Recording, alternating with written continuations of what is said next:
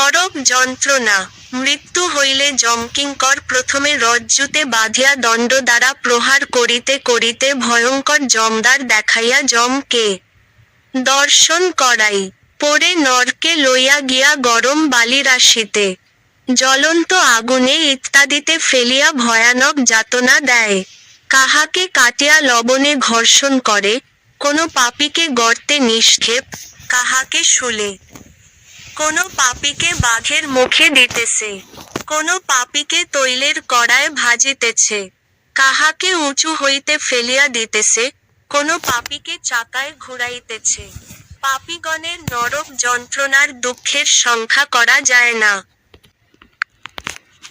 জীবগণ নরক বা স্বর্গ ভোগের পর পুনরায় গর্ভস্থ হইয়া জন্মগ্রহণ করে। কেহ জন্মিয়া মরে, কেহ বাল্যকালে, কেহ যৌবনে, কেহ প্রৌঢ়াবস্থায়, কেহ বৃদ্ধ হইয়া কালগ্রাসে পতিত হয়। যেমন সুতাতে কার্পাস বীজ বাঁধা থাকে, সেই মতো জীব যৎকাল বাঁচে তৎকাল দুঃখে ব্যাপ্ত হইয়া থাকে। ধন উপার্জন, রক্ষা ও নাশকালে এবং প্রিয়জন বিয়োগে দুঃখের সীমা থাকে না। স্ত্রী, পুত্র ও ধনাদিতে যে রূপ অসুখ ভোগ করিতে হয়, সে পরিমাণে সুখ হয় না।